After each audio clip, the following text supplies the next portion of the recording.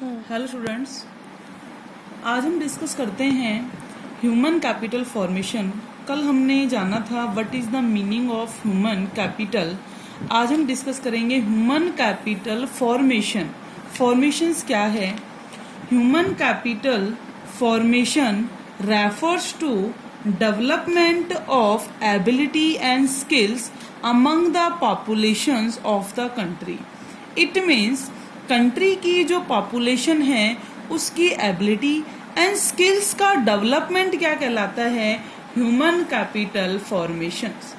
क्या कहलाता है? Human capital formation. ये क्या होती है? ह्यूमन कैपिटल फॉर्मेशन क्या है?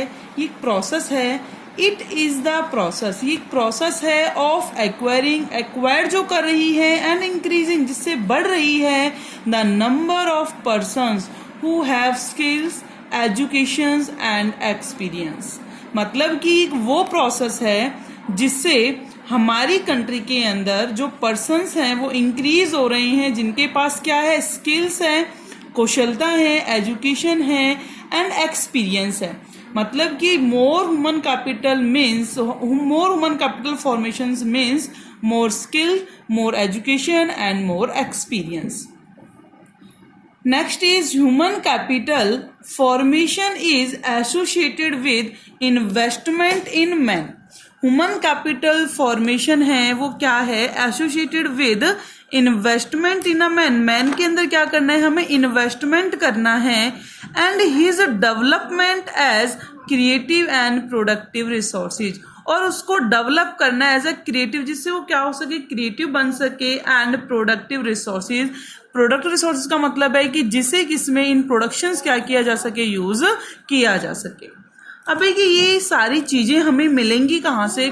स्किल्स मिलती है? एजुकेशन, एक्सपेंडिचर, क्रिएटिव या प्रोडक्टिव रिसोर्सेज हैं। ये सब कैसे डेवलप होगा? इट मीन्स हम ये कह सकते हैं how to human capital formation is developed. कैसे हो सकती है?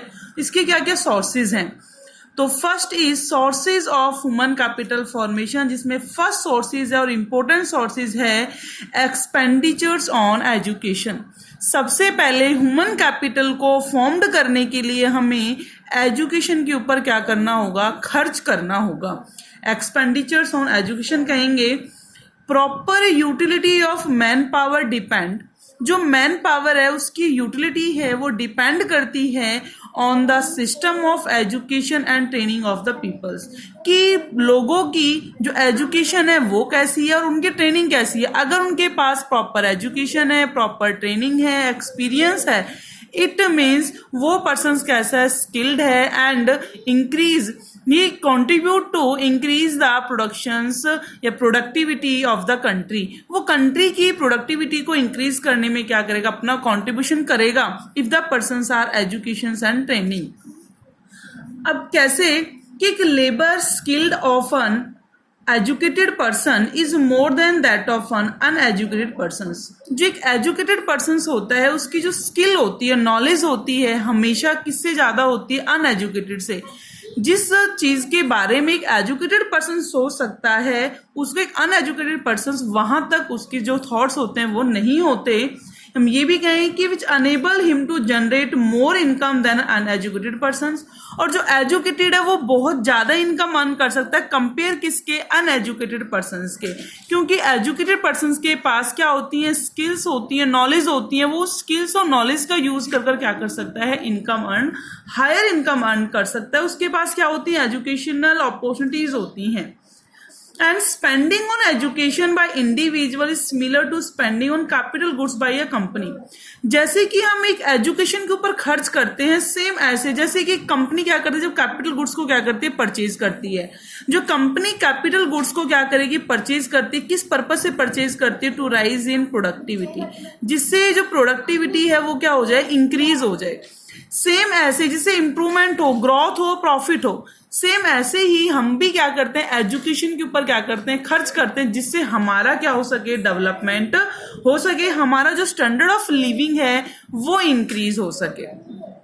अब एजुकेशन है उसके फीचर्स क्या हैं? हम क्यों एजुकेशन को रिसीव करते हैं? एजुकेशन से हमें क्या क्या बेनिफिट्स होते हैं?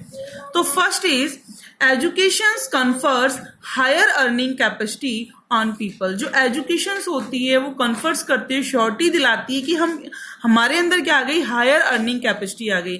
हम देखते भी हैं कि जितना पर्सन ज्यादा से ज्यादा एजुकेटेड होता है उसकी उतनी ही ज्यादा क्या होती है, अर्निंग होती है। क्यों? उसको बहुत सारे क्या मिल जाते हैं, अर्निंग सोर्सेज, क्योंकि उनके बारे में उसे क्या होती है, नॉलेज होती है। Second is it gives better social standing and prides. जो एजुकेशन होती है वो हमें क्या प्रोवाइड करवाती है, बेटर सोशल स्टैंडिंग, एक समाज में खड़े रहने के लिए अच्छा स्तर हमें प्रोवाइड करवाती है education. Third is it enable one to make better choice in life. जो हमें एजुकेशन है वो एक पर्सन को क्या बनाती है, एक बेटर चॉइस इन लाइफ में जीने का एक बहुत अच्छा तरीका है, एक बहुत अच्छी चॉइस है, उसको क्या करती है, अनेबल, उसके एबल बना देती है। It provide knowledge to understand the changes taking place in society. It provides knowledge, क्या प्रोवाइड करवा रही है, हमें नॉलेज प्रोवाइड करवा रही है टू अंडरस्टैंड, समझने की, the changes taking place in the society, कि सोसाइटी में जो जो चेंजेस हो रहे हैं उसको हम अपनी लाइफ में कैसे चेंज करें। हम देखते हैं जो अनएजुकेटेड पर्सन्स हैं, हमके इलिटरेट जो पर्सन्स हैं वो क्या नहीं करते, अपने आप को एनवायरनमेंट के अकॉर्डिंग क्या नहीं करते, चेंज नहीं करते। मतलब वही पुरानी टेक्निक्स का वो यूज करेंगे, जिससे क्या नहीं पाती, ना हमारी ग्रोथ हो पाती, ना ही हमारा डेवलपमेंट हो पाता है। वहीं एक एजुकेटेड पर्सन है वो क्या करेगा, सोसाइटी में जैसे ही चेंज होंगे उसके अकॉर्डिंग वो क्या करता है, अपने आप को भी चेंज कर लेता है। It also stimulates innovations. किस चीज को स्टिमुलेट्स करती है, इनोवेशन का मतलब कुछ भी नया करना, कुछ नया जोड़ना। It facilitate adoptions of new technology. ये हमें फैसिलिटी देती है कि जिससे हम नई टेक्नोलॉजी को क्या कर सके, अडॉप्ट कर सकें।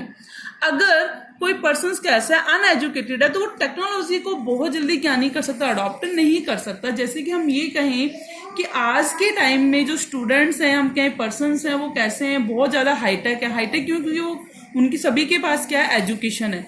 वही एक पर्सन जो कैसा है, अनएजुकेटेड हम नहीं कहेंगे, लेकिन उसके पास एजुकेशन है बट कम एजुकेटेड है वो, तो वो क्या नहीं कर पाएगा, टाइम टू टाइम नई टेक्नोलॉजी को वो अडॉप्ट नहीं कर सकता। उसको उसे सीखने में क्या लग जाएगा, बहुत टाइम लग जाएगा। वहीं जो कैसा एजुकेशनिस्ट पर्सन है, बहुत अच्छी जिसके पास एजुकेशन, वो जल्दी से नई टेक्नोलॉजी को क्या कर लेता है, अडॉप्ट कर लेता है।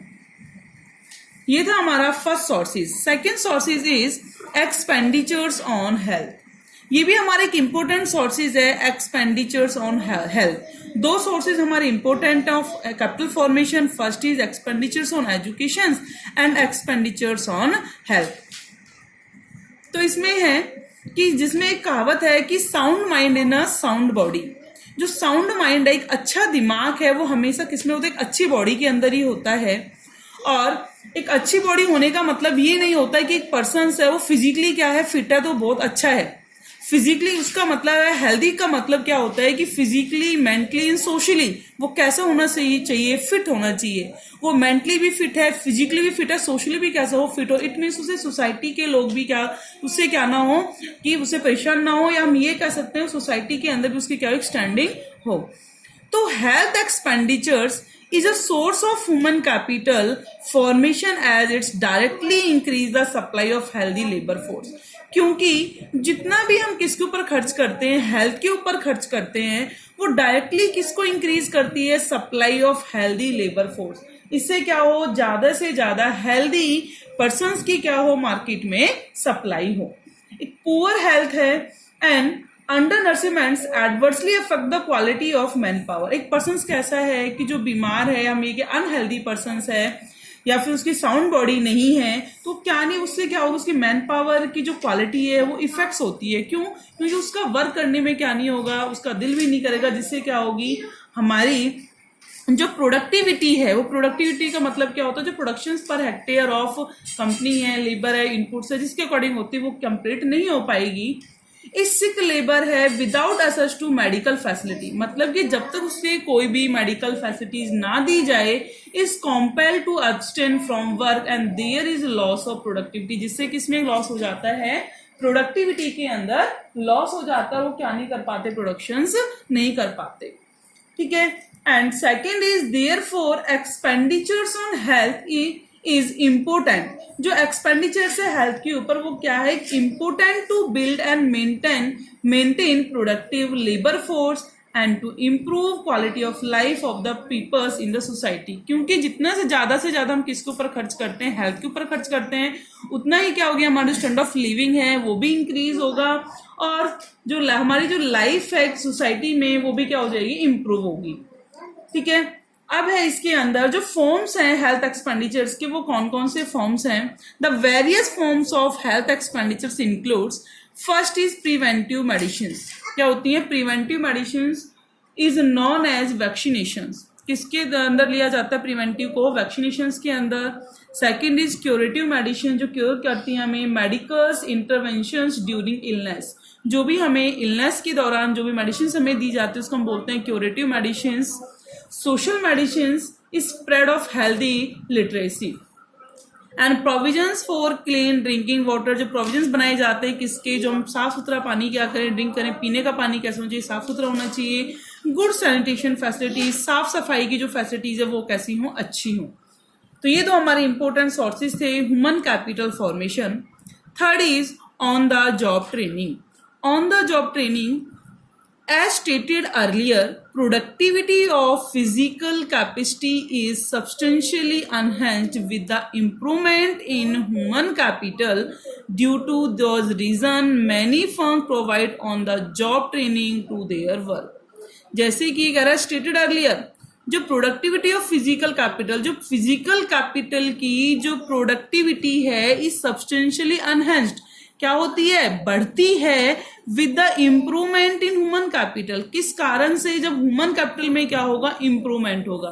देखो अगर वो एजुकेटेड भी है और हेल्दी भी है, इट मीन्स वो पर्सन कैसा है, एक साउंड पर्सन है, एक अच्छा पर्सन है, मतलब वो फिजिकली हम कहें या हम ये कहें सोसाइटी सोशली कहें उसको, एजुकेशन के उसमें कहें वो कैसा है, फिट है, लेकिन उसको क्या नहीं है, अभी काम की नॉलेज नहीं है। जैसे कि अभी आपको किस पर रखा जाएगा, किसी काम पर रखा जाए, जैसे कि आपने अभी एजुकेशन अपनी कंप्लीट की और आप क्या करते हो, किसी भी कंपनी में जाते हो जॉब के लिए, तो आपको डायरेक्टली वहां पर क्या नहीं किया जाएगा, उस वर्क को नहीं दिया जाता, उससे पहले आपको क्या किया जाए, उस काम को समझाया जाता है, उसके बारे में ट्रेंड किया जाता है। क्यों, क्योंकि अगर आपको पहले ट्रेंड नहीं किया गया तो कंपनी के लिए क्या हो जाएगा, लॉस। क्योंकि आप क्या करोगे, आपको यही नहीं पता कि how to these inputs are used, कि इस इनपुट को कैसे यूज किया जाए। तो आप क्या करोगे, वहां पर ज्यादा से ज्यादा वेस्टेज निकालोगे, तो आउटपुट कम निकलेगा, वेस्टेज ज्यादा होगी रॉ मटेरियल की। उस चीज से बचने के लिए कंपनी क्या करती है कि अपने एम्प्लॉयज को, पर्सन को क्या देती है, ऑन द जॉब ट्रेनिंग देती है,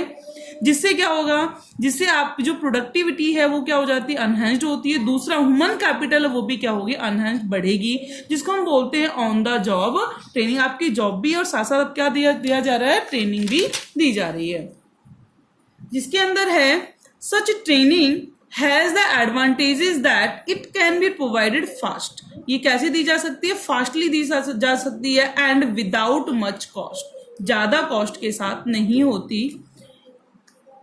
it increase the skills and efficiency. On the job training किसको इंक्रीज करती है, स्किल्स को, एफिशिएंसी को इंक्रीज करती है ऑफ द वर्कर की, and leads to an increase in production and productivity. क्योंकि जब एक पर्सन की स्किल्स है, एफिशिएंसी का मतलब जो बीएसटी में भी आपने पढ़ा है, it means on the time और एट द कॉस्ट क्या हो जाए, वर्क कंप्लीट हो जाए, वो क्या होती है हमारी एफिशिएंसी। उतनी एफिशिएंसी से क्या करेगा, वर्क करेगा, तो इससे प्रोडक्शन भी इंक्रीज होगा और प्रोडक्टिविटी भी क्या हो जाएगी, इंक्रीज हो जाएगी। Next is on the job training में टेक डिफरेंट फॉर्म्स। जो ऑन द जॉब ट्रेनिंग है वो डिफरेंट फॉर्म्स में ली जाती है। जैसे worker may be trained in the firm itself. कई बार तो क्या होता है, वर्कर को फर्म ही खुद से क्या करती है, ट्रेंड करती है, मतलब फर्म के अंदर ही उन्हें क्या किया जाएगा, ट्रेंड किया जाएगा under the supervision of a skilled worker. किसके सुपरविजन में, किसकी निगरानी में किया जाता है, स्किल्ड वर्कर, मतलब कि जो पहले ऑलरेडी कैसे स्किल्ड है, जिनको नॉलेज है काम करने की, उनकी निगरानी में क्या किया जाता है, वर्कर को ट्रेंड किया जाता है। दूसरा, वर्कर में भी send for off campus training. कई बार वर्कर को क्या कर दिया जाता है, जो ऑफ कैंपस हैं वहां पर क्या करते हैं, ट्रेनिंग के लिए भेज दिया जाता है। पहले उनकी 15 दिन की या 7 डेज की भी हो सकती है, 1 मंथ की भी हो सकती है। उनको पहले क्या की जाती है, पहले ट्रेनिंग प्रोवाइड करवाई जाती है, उसके बाद क्या कराया जाता है, उनसे वर्क करवाया जाता है। Next is expenditures on migration. Expenditures on migration कि हम माइग्रेशन के ऊपर क्या करते हैं, खर्च करते हैं। तो माइग्रेशन के ऊपर खर्च कैसे करते हैं, people migrate from one place to another in search of job that fetch them higher salary. लोग क्या करते हैं, one place to another place क्या हो जाते हैं, माइग्रेट होते हैं। किसके लिए, in search of job, job की सर्चिंग के लिए, दैट फेच देम, जो उन्हें क्या प्रोवाइड करवाती है, हायर सैलरी। जैसे कि कहीं हमें क्या मिल रहा है, अभी कम सैलरी मिल रही है, लेकिन क्या है वहां ब्रेन ड्रेन, मतलब कि हमारी कैपेसिटी बहुत ज्यादा है अर्न करने की, बट उस कैपेसिटी के अकॉर्डिंग हमें क्या नहीं मिल रहा, वहां पर सैलरी नहीं दी जा रही। हम इसको बोलते हैं ब्रेन ड्रेन। तो उस ब्रेन ड्रेन के पर्पज से क्या होता है कि हमारे ब्रेन के अकॉर्डिंग क्या नहीं मिल रहा है, वहां पर हमें प्रॉपर फैसिलिटीज नहीं मिल रही हैं। तो क्या करेंगे, हम उस जगह से दूसरी जगह क्या होंगे, ट्रांसफर होंगे, उस जॉब को छोड़कर दूसरी जॉब को सर्च करेंगे, जिसको हम बोलते हैं माइग्रेशन। और वो किस पर्पज से होती है, हमेशा हायर सैलरी के पर्पज से होती है। तो unemployed peoples from rural area migrate to urban area. जितने भी हमारे अनएम्प्लॉयड पीपल्स हैं, ठीक है, बेरोजगार लोग हैं, वो कहाँ से माइग्रेट होते हैं, रूरल एरिया से माइग्रेट होते हैं अर्बन एरिया। किस लिए, इन सर्च ऑफ जॉब। तो उन्होंने क्या किया, खर्च किया है, तभी उनकी स्किल्स नॉलेज बढ़ेगी। टेक्निकली क्वालिफाइड पर्सन, जो टेक्निकली क्वालिफाइड पर्सन होते हैं, माइग्रेट होते हैं टू अदर कंट्री, दूसरी कंट्री में। इट मीन्स यहाँ अपनी कंट्री में क्या नहीं हो पाता, अगर उनको प्रॉपर सैलरी नहीं दी जाती, हम ये कहीं उनकी एबिलिटी के अकॉर्डिंग सैलरी नहीं दी जाती, तो वो लोग क्या हो जाते हैं, दूसरी कंट्री में माइग्रेट हो जाते हैं बिकॉज ऑफ हायर सैलरी। किस कारण से, higher salary that they may get in such country, जहां उन्हें क्या मिलती है, अच्छी सैलरी मिलती है, वो वहां पर क्या हो जाएंगे, माइग्रेट हो जाएंगे। Migration in both these cases, migration दोनों केसेस में होता है, इन्वॉल्व्स 2 काइंड्स ऑफ कॉस्ट। दोनों टाइप की कॉस्ट होती हैं। क्या, cost of transportation from one place to another. देखो जब भी क्या हम कहेंगे माइग्रेशन में कैसे कॉस्ट आई है, तो ट्रांसपोर्टेशन में क्या लगी आपकी कॉस्ट, कि विदाउट ट्रांसपोर्टेशन तो आप one place to another place क्या नहीं हुए, ट्रांसफर्स नहीं हुए। आपने सबसे पहले किसके ऊपर खर्च किया है, ट्रांसपोर्टेशन के ऊपर खर्च किया है। दूसरा, higher cost of living in the migrated places. Higher cost of living, जहां भी आप क्या होते हो, माइग्रेट होते हो, माइग्रेटेड प्लेस के ऊपर जो आपकी कॉस्ट ऑफ लिविंग है वो क्या हो जाती है, ज्यादा। जैसे कि हम फॉर एग्जांपल कहें, जब आप रूरल एरिया से कहां पर शिफ्ट होते हो, अर्बन एरियाज में, तो रूरल एरियाज में जो हमारा कॉस्ट ऑफ लिविंग है वो कैसा होता है, वेरी लो। कैसा होता है, वेरी लो। बट वहीं अगर आप क्या करते हो, अर्बन एरिया में क्या हो रहे हो, शिफ्ट हो रहे हो, तो अर्बन एरिया के अंदर जो आपका कॉस्ट ऑफ लिविंग है, मतलब कि जो रहने का कुछ जगह है, आपने पहले एक रूम रेंट पर लिया है, बाकी की जितनी भी क्या एमिनिटी जो सुविधाएं हैं आपने वो ली हैं, उन सबको कंप्लीट करने में आपकी जो कॉस्ट है वो कैसी होगी, बहुत ज्यादा हायर आएगी। तो इससे क्या हो, पहले आपको किसके ऊपर खर्च करना पड़ा, माइग्रेशन के ऊपर भी खर्च करना पड़ा। Expenditures on migration is a source of human capital formation. अब माइग्रेशन के ऊपर किया गया खर्च भी क्या है हमारा, source of human capital formation as enhanced earning in the migrated place is more than the increase in the cost due to migration. मतलब कि जितनी कॉस्ट माइग्रेशन के दौरान आई, वहीं उससे ज्यादा आपको क्या मिलेगी, अर्निंग। ऐसा तो नहीं है कि आपने हायर कॉस्ट ऑफ लिविंग तो अपनी क्या कर ली, बियर कर ली, कि आप यहाँ पर रहने में आपका पूरा खर्चा कितना आता है, 1 मंथ का 10,000, तो आपको वहां पर जो सैलरी है वो कितनी दी जाएगी, आप किस लिए यहाँ पर शिफ्ट हो सकता है आपको सैलरी यहाँ पर कितनी मिले, 25,000 मिले। कितनी मिले, 25,000। इट मीन्स ये कहा जाता है, मोस्टली केसेस में यही होता है कि जो आपकी कॉस्ट ऑफ लिविंग है, कॉस्ट ऑफ लिविंग या हम ये कहेंगे migration cost of living always less than earning. जो अर्निंग होती है उससे कहीं कम होती है। And last is expenditures on information. Expenditure किसके ऊपर करना है, इंफॉर्मेशन के ऊपर। Expenditures on information relating to labour market and other market. जो इंफॉर्मेशन के ऊपर क्या किया जा रहा है, खर्च किया जा रहा है, किस रिलेटेड है वो, लेबर मार्केट और अदर मार्केट। इसके अंदर किस किस को इन्वॉल्व किया जाएगा, it involve amount spend on seeking information. इसमें इन्वॉल्व किया जाता है वो अमाउंट जो खर्च किया गया है सीकिंग इंफॉर्मेशन, जो किसके बारे में थी, educational institutions, there educational standards, and cost of education. लेकिन जो मतलब जिसके बारे में क्या नहीं थी, कंप्लीट इन्फॉर्मेशन नहीं थी, उसके ऊपर खर्च किया जा रहा है कि वो एजुकेशन इंस्टीट्यूशंस है वो कैसा है, उसकी जो स्टैंडर्ड है वो कैसा है, कॉस्ट ऑफ एजुकेशन क्या है। तो सबसे पहले आप किसके ऊपर, उनकी इन्फॉर्मेशन के ऊपर ही क्या कर रहे हो, खर्च कर रहे हो। ठीक है, जैसे for example people want to know कि लोग क्या जानना चाहते हैं, the level of salaries associated with various types of job.